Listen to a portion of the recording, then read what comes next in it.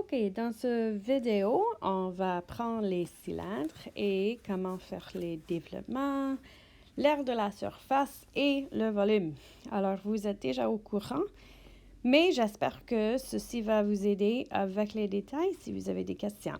Alors, comme vous voyez, on peut avoir des cylindres dans les orientations qui changent, comme ceci ou bien comme cela. Et on peut aussi avoir des grandeurs différentes, les petits, les moyens, les grands, mais les règles ne changent pas. Alors, on va continuer avec un développement. On va analyser celui-là et si je dis que cela, c'est le rayon qui égale 2,5 mm, on dirait, et que je dis que ceci est la longueur qui égale 7,3 mm. Et on doit construire maintenant le développement. Alors, voilà comment ça devrait aller. On va dessiner le cercle ici parce que ça vient là. Il y a l'autre à l'autre côté et entre les deux, on va... Oh, je vais essayer un peu mieux. On va faire le rectangle qui les relie. OK, maintenant, on doit étiqueter. On va dire que cette longueur, c'est là-bas. Et ici, on a le rayon qui va être ici. Alors, ça nous aide parce que si on a la même orientation que la forme devant nous, ça nous aide à bien mettre les cercles dans les bonnes places pour ne pas confondre où va le L et où va les deux cercles. Parce que cette distance ici, comme vous vous rappelez, c'est la circonférence du cercle qui est pi fois d. Alors, on veut garder cette distance bien dans la bonne position parce que, comme vous vous rappelez, c'est le même que la distance autour du cercle, cette distance-ci. Alors, on veut garder ça en tête, que cette distance-là, ici, c'est en fait, oui, c'est la hauteur, si tu veux, de notre rectangle ici, et ça, c'est comme la base où on a dit longueur. So, peut-être on peut dire que ça, c'est comme la base, et ça, c'est la longueur, juste pour garder les mêmes termes. Mais comme ça, vous voyez que, en fait, c'est aussi la circonférence du cercle. OK, maintenant, c'est le temps pour les calculs.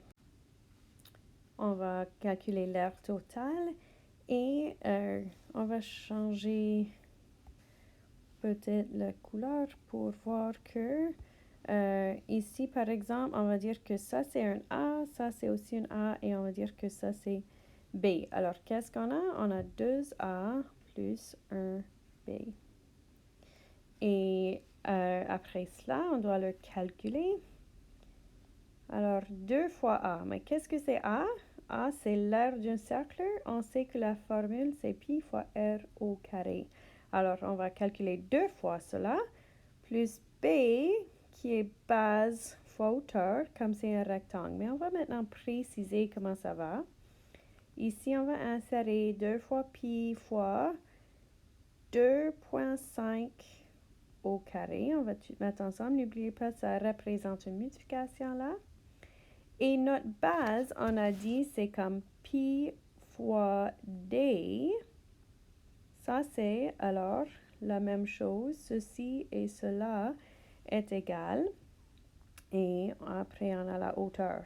Alors, on va continuer à insérer nos résultats. Ici, je vais calculer, je vais faire pi, ou en haut mot, 3,14 fois 2,5 fois 2,5. Et ça me donne... attends, je dois juste éliminer cela. Ça va me donner 19 et 625 millièmes. Plus, et ici, on va faire pi. Alors, je vais faire 3,14, encore une fois, fois le diamètre. Alors, le diamètre, c'est quoi? Alors, ça va être 5 parce que c'est 2 fois R. 2 fois R égale D. 2 fois 2,5 égale D. Alors, on sait que D égale 5. Juste un petit calcul à côté. Alors, ici, ça va être comme pi fois 5 fois h, et pour le h, en fait, c'est cette distance ici. On a dit L là-bas. Puis, c'est juste l'autre dimension, qui est 7,3. OK, on va mettre ceci ensemble, mais premièrement, je vais calculer ça. Et alors, ce que ça nous donne, c'est 3,14 fois 5 fois 7,3 qui est, j'inclus, oh, on est en vert, ceci, et ensuite, j'additionne 350.